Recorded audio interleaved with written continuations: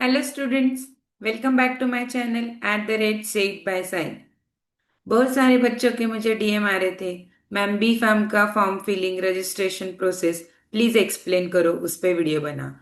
तो चलो, आज मैं लेके आई हूँ बी फार्म का फॉर्म फिलिंग रजिस्ट्रेशन प्रोसेस। मेरे पहले वीडियो में जहां मैंने एक्सप्लेन किया है बी फार्म क्या है, डी फार्म क्या है, फार्म डी क्या है, मुझे यकीन है कि उससे आपका कंफ्यूजन दूर हुआ होगा। अगर आपने वो वीडियो नहीं देखा है तो ये फॉर्म फिल करने से पहले वो वीडियो जरूर देखना। मैं लिंक नीचे डिस्क्रिप्शन बॉक्स में दे दूंगी। और ये वीडियो एंड तक जरूर देखना, क्योंकि एक न्यूज़ जो अभी अभी महाराष्ट्र गवर्नमेंट ने अनाउंस की है वो मैं ये वीडियो के एंड में बताने वाली हूँ। तो चलो, लेट्स गेट स्टार्टेड। तो महासीईटी का पोर्टल वेबसाइट ओपन करने के बाद आपको ये विंडो दिखेगा। ये विंडो ओपन होगा। यहाँ ऊपर है सीईटी सेल महासीईटी.org। अभी यहाँ इसमें हमें एडमिशन पोर्टल AY 2025-2026 पे क्लिक करना है। उसके बाद ये विंडो ओपन होगा। इस पे हमें जाना है अंडर ग्रेजुएट कोर्सेज। उसमें थर्ड नंबर पे है बी फार्मेसी/फार्मडी। अभी बहुत सारे बच्चों को कंफ्यूजन होता है कि मैम हमें सिर्फ फार्मडी का एडमिशन लेना है, मैम हमें सिर्फ बी फार्म का लेना है, मैम हमें दोनों के लिए अप्लाई करना है। तो ये उन तीनों के लिए है जो ये सारी चीजें करना चाहते हैं, क्योंकि अंदर जाके हम एट ए टाइम एक ही इस पे दो कॉलेजेस को अप्लाई कर सकते हैं, फॉर बी फार्मेसी और फॉर फार्मडी। इस पे क्लिक करने के बाद ये विंडो ओपन होगा। इस विंडो में हमें क्लिक करना है न्यू रजिस्ट्रेशन और ऑलरेडी रजिस्टर पे।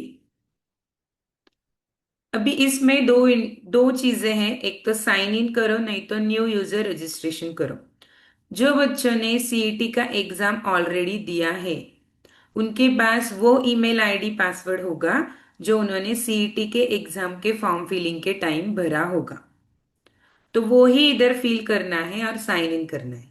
अभी कुछ कुछ बच्चे ऐसे होंगे जिनको नीट के बेसिस पे एडमिशन लेना है। तो वो बच्चे न्यू यूजर पे रजिस्टर करेंगे, फिर अपना एक ईमेल आईडी पासवर्ड जनरेट करेंगे और उसके बाद साइन इन करेंगे। इसके बाद ये विंडो ओपन होगा सीईटी सेल का, जहां पे हम इंटरेस्टेड है सिर्फ centralize admission process CAP registration. इस पे रजिस्टर्ड नाउ पे क्लिक करना है। उसके बाद ये विंडो ओपन होगा। इसमें ये सारे ऑप्शंस हैं। हमें सिर्फ मतलब है टेक्निकल एजुकेशन ऑप्शन पे। इस पे क्लिक करने के बाद ये विंडो ओपन होगा। अभी यहाँ चूज बहुत ही ध्यान से करना है, क्योंकि हमारे रिलेटेड इधर तीन चार टॉपिक है। पहला ये बी फार्म प्रैक्टिस, दूसरा direct second year degree in pharmacy और bachelor of pharmacy and B plan. अभी हम इंटरेस्टेड है सिर्फ बैचलर ऑफ फार्मेसी पे। हमें क्लिक करना है बैचलर ऑफ फार्मेसी को। ये विंडो में ध्यान से चूज करना है। कोई भी अदर कोर्स हमें चूज करना नहीं है, हमें सिर्फ bachelor of pharmacy course choose करना है। यहाँ रजिस्टर नाउ पे क्लिक करने के बाद ये विंडो ओपन होगा। अभी यहाँ क्वेश्चन है, have you appeared for MHT CET 2025? अगर हमने यस पे क्लिक किया तो ये विंडो ओपन होगा। यहाँ फिर आपको MHT CET का आपका एप्लीकेशन नंबर, आपका रोल नंबर, आपका डेट ऑफ बर्थ डालना है और फिर चेक CET डिटेल्स करना है।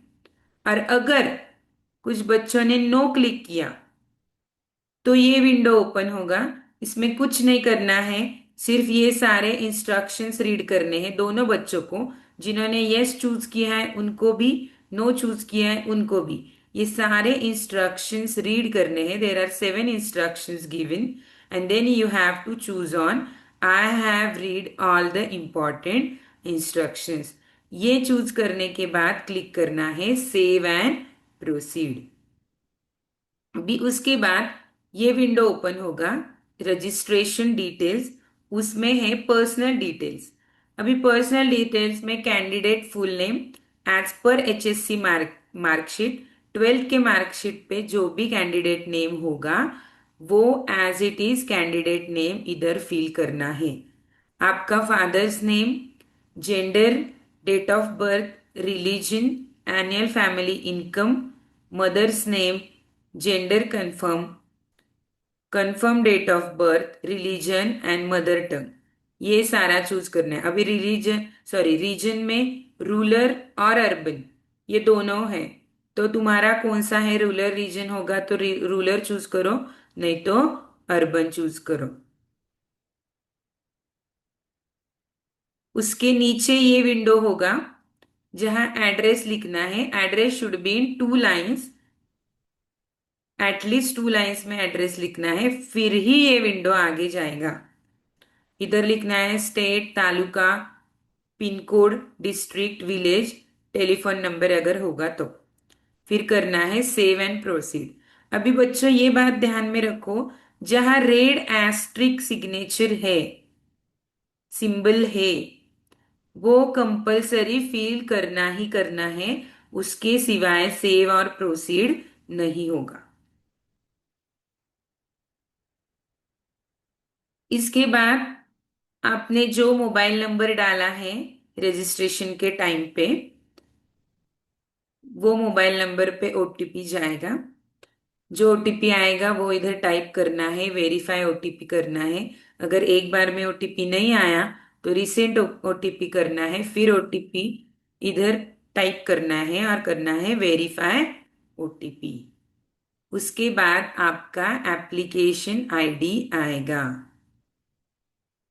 अभी इधर मैंने एक स्टूडेंट का भरा हुआ है तो मैंने इधर ये ब्लैंक कर दिया है, लेकिन अगर आपका ब्लैंक नहीं आना चाहिए, इधर एक एप्लीकेशन आईडी आता है, एप्लीकेशन आईडी इज मस्ट, इधर एप्लीकेशन आईडी आना चाहिए। अभी इधर क्या आया है, registered successfully for admission to the first year of under graduate technical course in B pharmacy and post graduate course pharm D. अभी proceed to complete application form पे क्लिक किया। उसके बाद अभी यह है सिलेक्ट वेरिफिकेशन मोड, SC मतलब scrutiny centre. आपके पास दो ऑप्शन है, एक तो आप वो स्क्रूटिनी सेंटर पे जाके अपने डॉक्यूमेंट वेरीफाई करो, नहीं तो आप ई स्क्रूटिनी मोड भी ले सकते हो, जहां पे कैंडिडेट वेरिफिकेशन एंड कंफर्मेशन दोनों भी ऑनलाइन तरीके से होगा। अगर आज आपके नियर बाय में स्क्रूटिनी सेंटर है तो you should visit that scrutiny centre. आपको ज्यादा पता चलेगा एप्लीकेशन फॉर्म कैसे भरना है, कैप में कैसे कॉलेजेस सिलेक्ट करने। और अगर दूर है, आप गांव में रहते हो, तो फिर ठीक है, ई स्क्रूटिनी मोड होगा। और बच्चों को यह भी टेंशन रहता है कि संडे है तो बंद होगा, नहीं।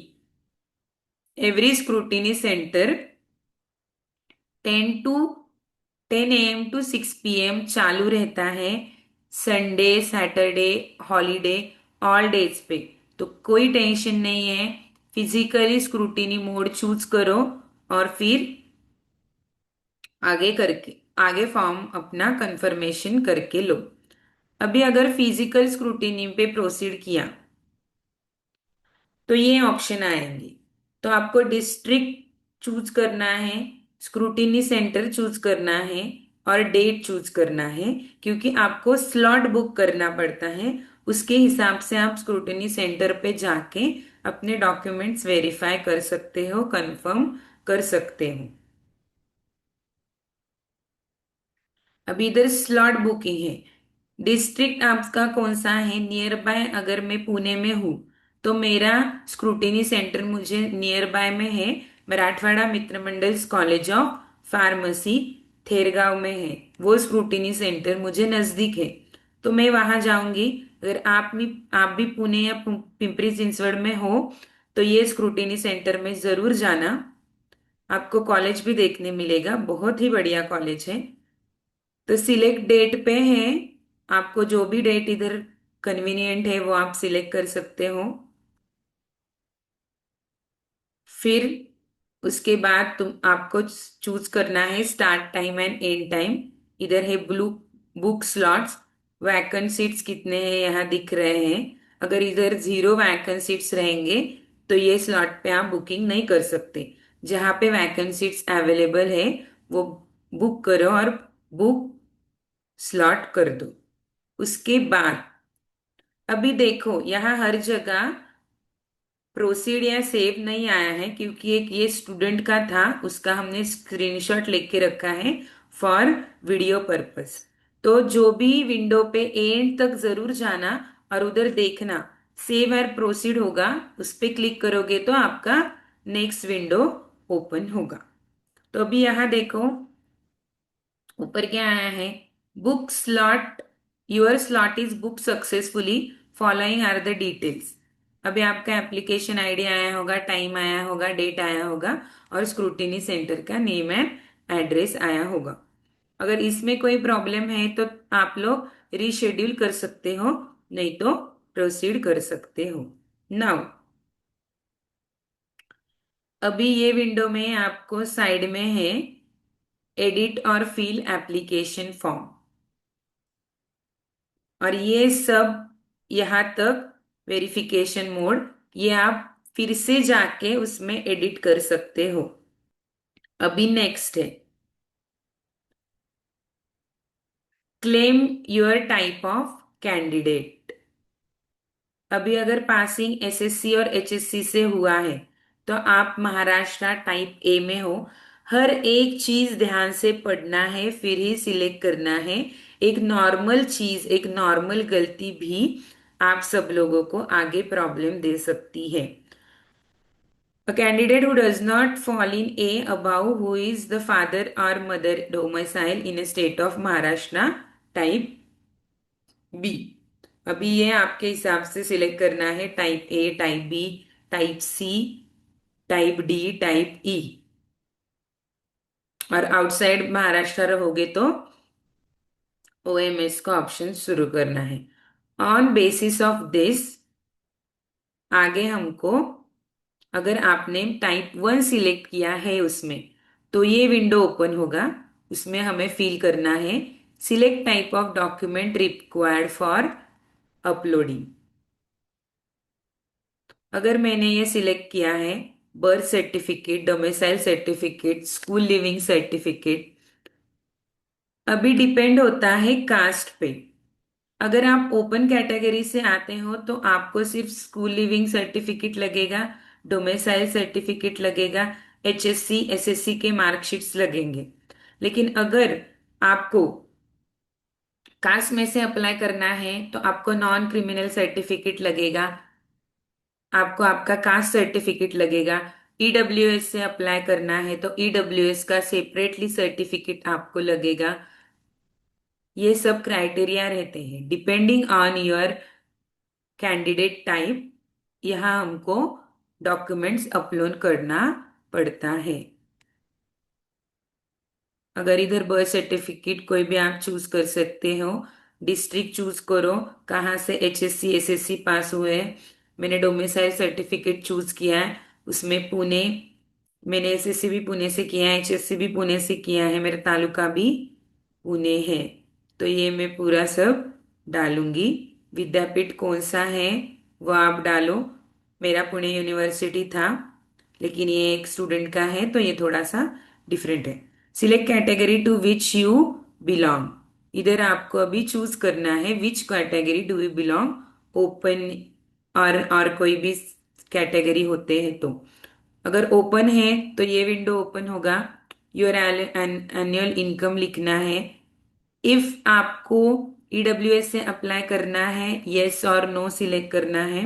Enter a caste name, open में भी आपका कौन सा कास्ट है वो आपको डालना है। अभी उसके बाद आपने अगर ईडब्ल्यूएस को यस किया तो आपको सर्टिफिकेट अपलोड करना है। अब अभी ये मैं आपको बोल रही थी, अगर आपके पास अवेलेबल नहीं है तो भी आप अप्लाइड बट नॉट रिसीव पे सिलेक्ट कर सकते हो और फिर जब वो सर्टिफिकेट आएगा ये प्रोसेस के दौरान आप इधर अपलोड कर सकते हो। अगर आपने ओबीसी सिलेक्ट किया तो same caste certificate, non criminal certificate लगता है, वैलिडिटी सर्टिफिकेट लगता है। अगर वैलिडिटी एक्सपायर हुई होगी तो वो कास्ट सर्टिफिकेट का कोई भी मतलब नहीं है, आप वो कास्ट सर्टिफिकेट अपलोड नहीं कर सकते। नेक्स्ट अभी ये है स्पेशल रिजर्वेशन में, अगर डिसेबल पर्सन है तो पर्सन विद डिसेबिलिटी सिलेक्ट करना है, यस नो, उसके हिसाब से ये नीचे का सब फिल करना पड़ेगा। Do you apply with TFWS? अभी TFWS रहता है सिर्फ और सिर्फ students with in Maharashtra, out of Maharashtra के स्टूडेंट्स अप्लाई नहीं कर सकते। जो स्टूडेंट के पास डोमासाइल सर्टिफिकेट नहीं है वो स्टूडेंट TFWS के लिए अप्लाई नहीं कर सकते हैं। और उसके लिए तुम्हारे पेरेंट का इनकम सर्टिफिकेट भी लगता है। और ये सब अभी डिटेल्स है। यहाँ और एक है orphan details. Are you orphan then you can select this. Minority हो गए तो माइनॉरिटी सिलेक्ट करो। ईच एंड एवरी डिटेल, मैं फिर से बता रही हूँ, ईच एंड एवरी डिटेल बहुत ही ध्यान से फिल करना है। अभी ये क्वालिफिकेशन डिटेल्स हैं, अभी ये ना बहुत ध्यान से भरो। स्टूडेंट्स क्या करते हैं, एचएससी की मार्कशीट एसएससी में सबमिट कर देंगे, एसएससी की मार्कशीट एचएससी में सब कुछ गड़बड़ उल्टा पुल्टा कर देंगे, फिर बाद में उनको कोई ऑप्शन नहीं रहता है, फिर पूछेंगे कि एडिट कैसे करें। एक बार सबमिट हो गया तो एडिट का ऑप्शन नहीं है, उसके लिए लंबा प्रोसेस करना पड़ेगा। ये सब फिर फिल कर दो। उसके बाद अभी एचएससी का पासिंग ईयर है, री एग्जाम दिया हुआ है तो री एग्जाम चूज करो। री इवेल्युएशन डाला था तो 2025 री इवेल्युएशन, कुछ भी नहीं है, सिंपली एक ही बार में पास हो गए हो तो 2025 सिलेक्ट कर दो। अभी ये नीचे होगा एचएससी के मार्क्स, अभी ये ध्यान से भरो। आउट ऑफ कितने हैं, पीसीएम के भरो, पीसीबी के भरो, क्योंकि तुम दोनों के भी भर सकते हो। पीसीएम के ज्यादा होंगे तो वो मार्क्स वो ऑटोमेटिक ले लेगा और फिर उसके हिसाब से कॉलेज अलॉट होगा। पीसीबी के ज्यादा मार्क्स रहेंगे तो उसके हिसाब से कॉलेज अलॉट होगा। अभी इधर देखो, ये ऐसे फील करना है सब परसेंटेज में, पीसीबी पीसीएम के मार्क्स, फिजिक्स केमिस्ट्री। अभी जो स्टूडेंट्स ने सीईटी दिया ही नहीं है उनके लिए ये ऑप्शन है, इंपॉर्टेंट है, नोट डाउन कर लो। नीट 2025 के लिए अपियर किया है क्या, किया होगा तो यस, फिर उसका रोल नंबर, उसका जो डेट है वो सब फिल करना है, फिर सेव एंड प्रोसीड। फिर सेम जो हमारे हमने सीईटी के बच्चों के लिए देखा वही, roll call, date of birth, ये पूरा मार्क्स लिखो, फिजिक्स में कितने, जूलॉजी में कितने, केमिस्ट्री में कितने, टोटल लिख दो। उसके बाद अपलोड फोटोग्राफ एंड सिग्नेचर। अभी पहले तो ये नोट पढ़ लो, इधर क्या दिया है, image must be greater than 4 KB and less than 100 KB। तो पहले फोटोग्राफ चेक करो कि 100 KB के नीचे है क्या, और डायमेंशंस क्या रहने चाहिए, ये सारे इंस्ट्रक्शन करने के बाद ही अपलोड करो। इधर क्लिक करना है, तुम्हारा डॉक्यूमेंट में जाके फोटो सिलेक्ट करना है और इधर अपलोड करना है। इट इज दैट सिंपल, कुछ भी उल्टा पुल्टा मत करो। फोटोग्राफ में सिग्नेचर, सिग्नेचर में फोटोग्राफ। अभी नेक्स्ट है डॉक्यूमेंट कौन कौन से अपलोड करने हैं, जैसे मैंने बताया था। अगर आप ओपन कैटेगरी में हो तो आपको बहुत कुछ ज्यादा डॉक्यूमेंट्स नहीं है जो फिल करने होंगे। अभी इधर है नेशनैलिटी वगैरह, ये सब फिल करना है। और 10th 12th की मार्कशीट, डोमेसाइल, ईडब्ल्यूएस होगा तो ईडब्ल्यूएस का मार्कशीट, TFWS होगा तो डोमेसाइल प्लस इनकम सर्टिफिकेट चाहिए तुम्हारे पेरेंट्स का। ओबीसी एनटी हो गए तो नॉन क्रिमिनल वगैरह लगेगा। कास्ट वैलिडिटी सर्टिफिकेट लगेगा फॉर कास्ट वाले बच्चों के लिए। तो ये सब पहले ही देख लो और उसके बाद ही अपलोड करना। ध्यान से अपलोड करना, फाइल का साइज कैसा कितना है वो देखो, पीडीएफ जेपीजे किस में अपलोड कर रहे हैं वो देखो और ठीक से अपलोड कर देना। ये देखो क्लास कास्ट वैलिडिटी वगैरह ये सब है। अभी लास्ट में जो बच्चों ने सीईटी दिया है उनको ये नहीं आएगा, क्योंकि उन्होंने ऑलरेडी पैसा भरा हुआ है। जिन्होंने नीट दिया है उनको इधर 800 रुपीज भरने पड़ेंगे। ऑनलाइन भरो, रोजार पे भरो, आपके ऊपर है। ओके। अभी जो मैं एक न्यूज आप सबको बताने वाली थी वो इम्पोर्टेंट न्यूज ये है, इस बार गवर्नमेंट ने एक नया जीआर फाइनलाइज किया है। बच्चों ने, स्टूडेंट्स ने फॉर्म फिल किया कैप राउंड का। अगर उनको फर्स्ट कॉलेज अलॉट हुआ, ध्यान से सुनना, अगर उनको फर्स्ट कॉलेज अलॉट हुआ तो वो ऑटोमेटिकली फ्रीज होगा। जो फर्स्ट नंबर प्रेफरेंस था तुमने ही दिया है वो प्रेफरेंस, और अगर तुमने वहां एडमिशन नहीं लिया तो आप सब ऑटोमेटिकली वो प्रोसेस से बाहर हो जाओगे। दूसरे राउंड में अगर टॉप 3 कॉलेजेस में से कौन सा भी एक कॉलेज मिला तो वो ऑटोमेटिक फ्रीज हो जाएगा। थर्ड राउंड में फर्स्ट 6 में से कौन सा भी एक कॉलेज अलर्ट हो गया तो वो वहां फ्रीज हो जाएगा। This is given by government of Maharashtra for betterment of students. कभी कभी ऐसा होता है कि बहुत सारे बच्चों को बहुत सारे कॉलेजेस मिल जाते हैं, कुछ कुछ बच्चों को कोई सा भी कॉलेज अलॉट नहीं होता, इसीलिए ये गवर्नमेंट ने किया है। फिर से बोल रही हूँ, अगर फर्स्ट राउंड में फर्स्ट कॉलेज अलॉट होगा तो वो ऑटो फ्रीज होगा। सेकेंड राउंड में फर्स्ट 3 कॉलेजेस में से कौन सा भी कॉलेज अलॉट होगा तो वो ऑटो फ्रीज होगा। और थर्ड राउंड में फर्स्ट 6 कॉलेज में से कौन सा भी कॉलेज अलॉट होगा तो वो ऑटो फ्रीज होगा। और अगर इनमें से आपने एडमिशन नहीं लिया तो आप लोग ऑटोमेटिकली कैप प्रोसेस से बाहर हो जाओगे। ये बात ध्यान में रखो। तो स्टूडेंट्स, मुझे लगता है कि आप क्लियर हो कि फॉर्म कैसे भरना है और ये बार अलॉटमेंट कैसे होने वाला है। फिर भी आपको कोई क्वेश्चंस होंगे तो मुझे डीएम करना, नहीं तो कमेंट करना। डीएम करो इंस्टा पे, कोई प्रॉब्लम नहीं है। इंस्टा प्रोफाइल है से @said by saili। अगर ये वीडियो आपको हेल्पफुल हो, अच्छा हो, तो like comment and share with your pharma students. Bye bye.